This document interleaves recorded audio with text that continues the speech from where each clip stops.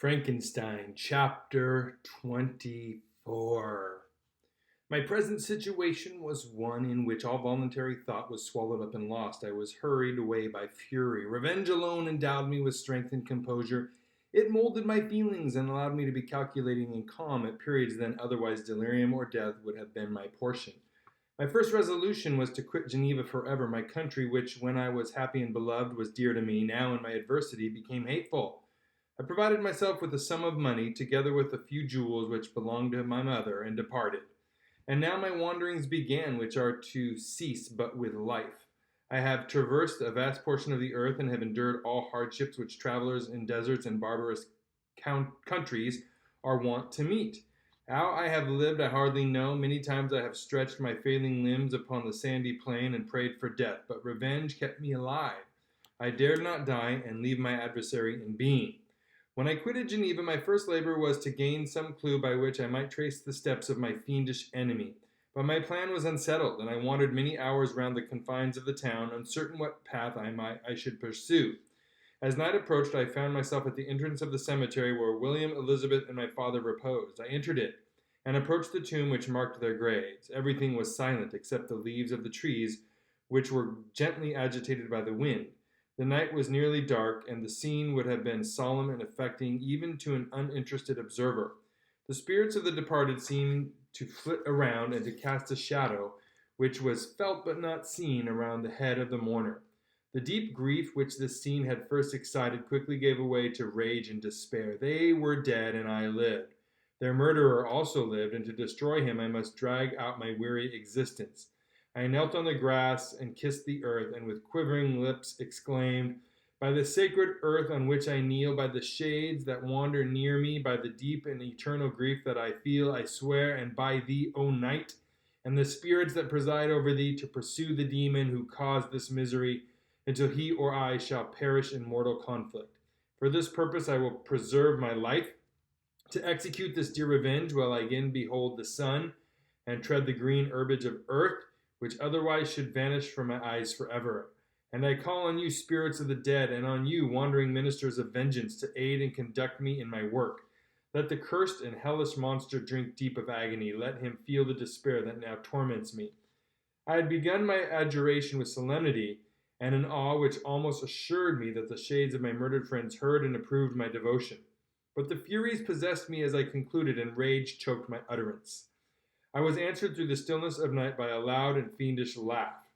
It rang on my ears long and heavily, the mountains re-echoed it, and I felt as if all hell surrounded me with mockery and laughter. Surely in that moment I should have been possessed by frenzy and have destroyed my miserable existence, but that my vow was heard and that I was reserved for vengeance. The laughter died away, when a well-known and abhorred voice, apparently close to my ear, addressed me in an audible whisper. "I am satisfied, miserable wretch. You have determined to live, and I am satisfied." I darted toward the spot from which the sound proceeded, but the devil eluded my grasp. Suddenly the broad disk of the moon arose and shone full upon his ghastly and distorted shape, as he fled with more than mortal speed. I pursued him, and for many months this has been my task. Guided by a slight clue, I followed the windings of the Rhone, but vainly. The blue Mediterranean appeared, and by a strange chance I saw the fiend enter by night and hide himself in a vessel bound for the Black Sea. I took my passage in the same ship, but he escaped I know not how. Amidst the wilds of Tartary and Russia, although he still evaded me, I have ever followed in his track. Sometimes the peasants, scared by this horrid apparition, informed me of his path. Sometimes he himself, who feared that if I lost all trace of him I should despair and die, left some mark to guide me. The snows descended on my head, and I saw the print of his huge step on the white plain. To you first entering on life, to whom care is new and agony unknown, how can you understand what I have felt and still feel? Cold, want, and fatigue were the least pains which I was destined to endure. I was cursed by some devil and carried about with me my eternal hell, yet still a spirit of good followed and directed my steps, and, when I most murmured, would suddenly extricate me from seemingly insurmountable difficulties. Sometimes, when nature, overcome by hunger, Sunk under the exhaustion, a repast was prepared for me in the desert that restored and inspirited me. The fare was indeed coarse, such as the peasants of the country ate, but I will not doubt that it was set there by the spirits that I had invoked to aid me. Often, when all was dry, the heavens cloudless, and I was parched by thirst, a slight cloud would bedim the sky, shed the few drops that revived me, and vanish. I followed when I could the courses of the rivers, but the demon generally avoided these, as it was here that the population of the country chiefly collected. In other places human beings were seldom seen, and I generally subsisted on the wild animals that crossed my path. I had money with me and gained the friendship of the villagers by distributing it, or I brought with me some food that I had killed, which, after taking a small part, I always presented to those who had provided me with fire and utensils for cooking. My life, as it passed thus, was indeed hateful to me, and it was during sleep alone that I could taste joy. O blessed sleep! Oft, when most miserable, I sank to repose, and my dreams lulled me even to rapture. The spirits that guarded me had provided these moments, or rather hours of happiness, that I might retain strength to fulfill my pilgrimage. Deprived of this respite, I should have sunk under my hardships. During the day I was sustained and inspirited by the hope of night, for in sleep I saw my friends, my wife, and my beloved country. Again I saw the benevolent countenance of my father, heard the silver tones of my Elizabeth's voice, and beheld Clerval enjoying health and youth. Often, when wearied by a toilsome march, I persuaded myself that I was dreaming until night should come, and that I should then enjoy reality in the arms of my dearest friends. What agonizing fondness did I feel for them! How did I cling to their forms, as sometimes they haunted even my waking hours, and persuade myself that they still lived. At such moments, vengeance that burned within me died in my heart, and I pursued my path towards the destruction of the demon more as a task enjoined by heaven, as the mechanical impulse of some power of which I was unconscious, than as the ardent desire of my soul. What his feelings were whom I pursued, I cannot know. Sometimes, indeed, he left marks in writing on the barks of trees, or cut in stone, that guided me and instigated my fury. My reign is not yet over. These words were legible in one of the inscriptions. You live, and my power is complete. Follow me. I seek the everlasting ices of the north, where you will feel the misery of cold and frost, to which I am impassive. You will find near this place, if you follow not too heartily, a dead hare. Eat and be refreshed. Come on, my enemy. We have yet to wrestle for our lives, but many hard and miserable hours you must endure until that period shall arrive. Scoffing devil! Again do I vow vengeance. Again do I devote thee, miserable fiend, to torture and death. Never will I give up my search until he or I perish, and then, with what ecstasy shall I join my Elizabeth and my departed friends, who even now prepare for me the reward of my tedious toil and horrible pilgrimage. As I still pursued my journey to the northward, the snows thickened, and the cold increased in a degree almost too severe to support. The peasants were shut up in their hovels, and only a few of the most hardy ventured forth to seize the animals whom starvation had forced from their hiding places to seek for prey. The rivers were covered with ice, and no fish could be procured, and thus I was cut off from my chief article of maintenance. The triumph of my enemy increased with the difficulty of my labors. One inscription that he left was in these words: Prepare, your toils only begin. Wrap yourself in furs and provide food, for we shall soon enter upon a journey where your sufferings will satisfy my everlasting hatred. My courage and perseverance were invigorated by these scoffing words. I resolved not to fail in my purpose, and calling on heaven to support me, I continued with unabated fervor to traverse the immense deserts, until the ocean appeared at a distance and formed the utmost boundary of the horizon. Oh, how unlike it was to the blue seasons of the south. Covered with ice, it was only to be distinguished from land by its superior wildness and ruggedness.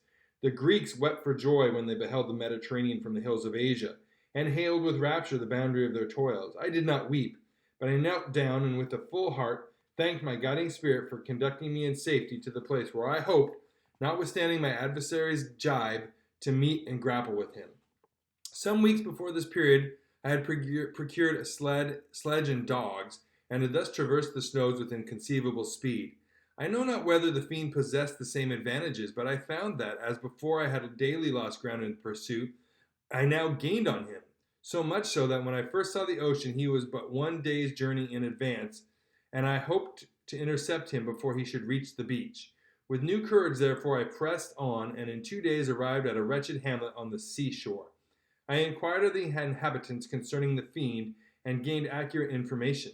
A gigantic monster, they said, had arrived the night before, armed with a gun and many pistols, putting to flight the inhabitants of a solitary cottage through fear of his terrific appearance. He had carried off their store of winter food, and placing it in a sled to draw, which he had seized on a numerous drove of trained dogs, he had harnessed them, and the same night, to the joy of the horse-struck villagers, had pursued his journey across the sea in a direction that led to no land, and they conjectured that he must speedily be destroyed by the breaking of the ice, or frozen by the eternal frosts. On hearing this information, I suffered a temporary access of despair. He had escaped me, and I must commence a destructive and almost endless journey across the mountainous ices of the ocean, amidst cold that few of the inhabitants could long endure, in which I, the native of a genial and sunny climate, could not hope to survive. Yet, at the idea that the fiend should live and be triumphant, my rage and vengeance returned, and like a mighty tide overwhelmed every other feeling. After a slight repose, during which the spirits of the dead hovered around and instigated me to toil and revenge, I prepared for my journey. I exchanged my land sledge for one fashioned for the inequalities of the frozen ocean, and pursuing a plentiful stock of provisions, I departed from land. I cannot guess how many days had passed since then, but I have endured misery, which nothing but the eternal sentiment of a just retribution burning within my heart could have enabled me to support.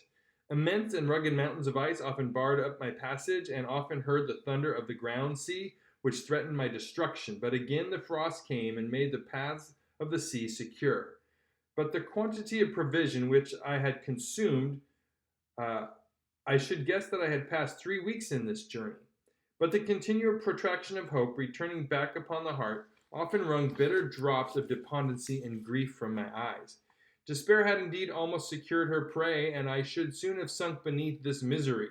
Once, after the poor animals that conveyed me had with incredible toil gained the summit of a sloping ice mountain, and one sinking under his fatigue died, I viewed the expanse before me with anguish, when suddenly my eye caught a dark speck upon the dusky plain. I strained my sight to discover what it could be, and uttered a wild cry of ecstasy when I distinguished a sledge and the distorted proportions of a well-known form within. Ah! With what a burning gush did hope revisit my heart! Warm tears filled my eyes, which I hastily wiped away, that they might not intercept the view I had of the demon. But still my sight was dimmed by the burning drops, until, giving way to the emotions that oppressed me, I wept aloud. But this was not the time for delay. I disencumbered the dogs of their dead companion, gave them a plentiful portion of food, and after an hour's rest, which was absolutely necessary, and yet which was bitterly irksome to me, I continued my route. The sledge was still visible, nor did I again lose sight of it, except at the moments when, for a short time, some ice rock concealed it with its intervening crags. I indeed perceptibly gained on it, and when, after nearly 2 days' journey, I beheld my enemy at no more than a mile distant, my heart bounded within me. But now, when I appeared almost within grasp of my foe, my hopes were suddenly extinguished, and I lost all trace of him more utterly than I had ever done before. The ground sea was heard. The thunder of its progress, and the waters rolled and swelled beneath me, became every moment more ominous and terrific. I pressed on, but in vain. The wind arose, the sea roared, and, as with a mighty shock of an earthquake, it split and cracked with tremendous and overwhelming sound. The work was soon finished. In a few minutes, a tumultuous sea rolled between me and my enemy, and I was drifting on a scattered piece of ice that was continually lessening, and thus preparing for me a hideous death. In this manner, many appalling hours passed. Several of my dogs died, and I myself was about to sink under the accumulation of distress, when I saw your vessel riding at anchor and holding forth to me the hopes of succor and life. I had no conception that vessels ever came so far north, and was astounded at the sight. I quickly destroyed my part of my sledge to construct oars, and by these means was enabled, with infinite fatigue, to move my ice raft in the direction of your ship. I had determined, if you were going southward, still to trust myself to the mercy of the seas rather than abandon my purpose. I hoped to induce you to grant me a boat with which I could pursue my enemy, but your direction was northward. You took me on board when my vigor was exhausted, and I should soon have sunk under my multiplied hardships into a death which I still dread, for my task is unfulfilled. Oh, when will my guiding spirit in conducting me to the demon allow me to rest I so much desire, or must I die and he yet live? If I do, swear to me, Walton, that he shall not escape, that you will seek him and satisfy my vengeance in his death. And do I dare to ask of you to undertake my pilgrimage, to endure the hardships that I have undergone? Now I am not so selfish. Yet when I am dead, if he should appear, if the ministers of vengeance should conduct him to you, swear that he shall not live. Swear that he shall not triumph over my accumulated woes and survive to add to the list of his dark crimes. He is eloquent and persuasive, and once his words had even power over my heart, but trust him not. His soul is as hellish as his form, full of treachery and fiend-like malice. Hear him not. Call on the names of William, Justine, Clerval, Elizabeth, my father, and of the wretched Victor, and thrust your sword into his heart. I will hover near and direct the steel aright. Walt, in continuation. August 26, 17. Thank you for watching this video. Up here, please subscribe. Over here, more Frankenstein. And these two playlists, just something to check out because you're a kind and wonderful person. Thanks for watching. Until next time.